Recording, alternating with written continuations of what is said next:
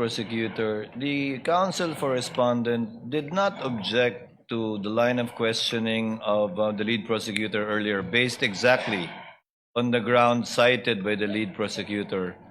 The presiding officer will give sufficient leeway to the counsel for respondent to establish his point. I think you also see what he is trying to establish. That's why he made a continuing objection in relation to it.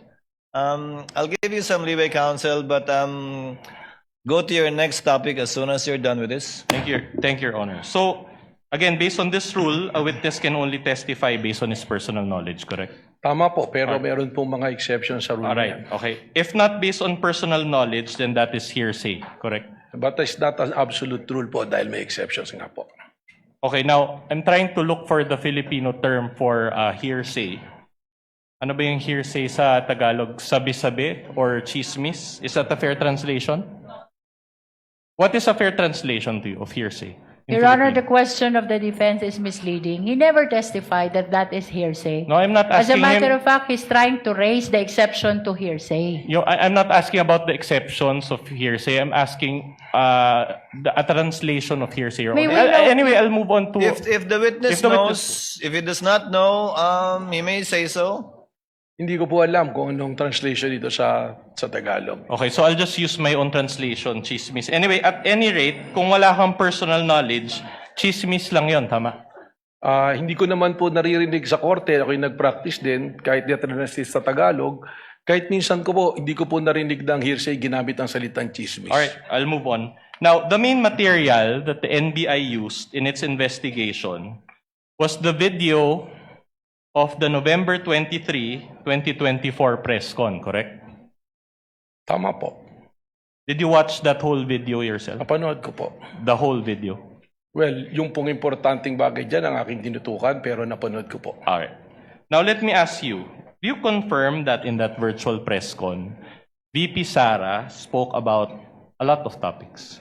Tama po.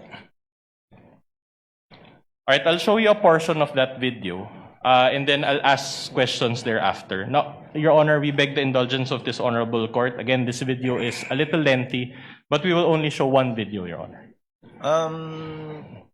Counsel may proceed.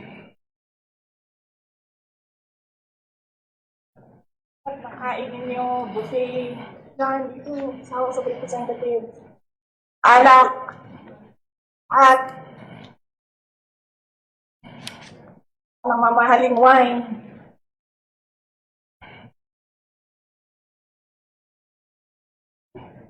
Yan. Yung taong bayan na pinamisan ninyo, 20 pesos rice. Yung taong bayan na hindi ninyo pinupuntahan sa mga komunidad nila, ano sabi nila?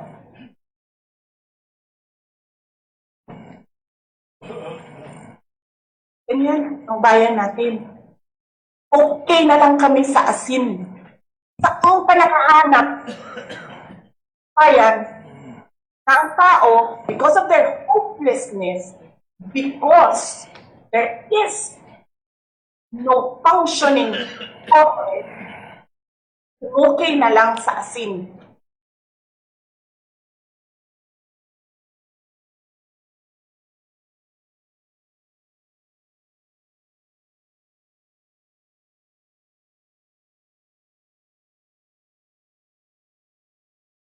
Lang abogado si Attorney Lopez eh.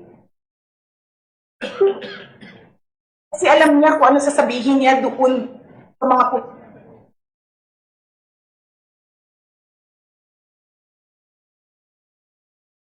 Your Honor, it appears that we're having technical difficulties. Can we just Yes, replay that part, Your Honor?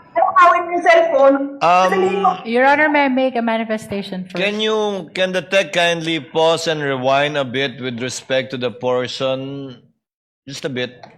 Your Honor, this is part of the question, Your Honor. Can we ask that the manifestation be made after the playing of this video and the asking of the appropriate question? Your Honor, the manifestation concerns the very video that they are presenting.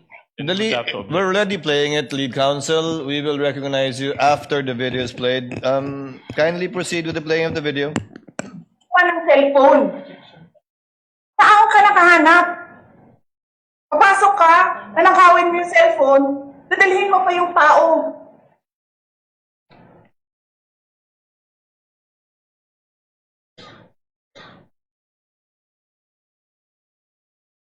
Diba?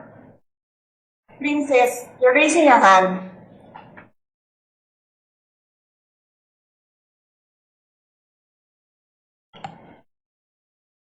Hello? Naririnig po ba ako, Princess Maui? Yes. Oh, thank you.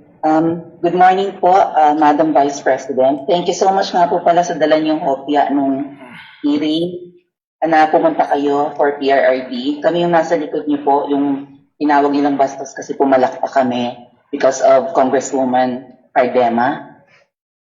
Thank you, ma'am. Nakakain kami. Ako po ay natatakot kumain ng pagkain doon baka mamaya. Ma'am, mag-iingat po kayo. Nasa teritoryo kayo ng kalaban. Okay Nag-aalala lang po kami para ma'am, kasi sila naman sila talaga yung bastos eh. You read Opo, what you okay. talk. Yeah.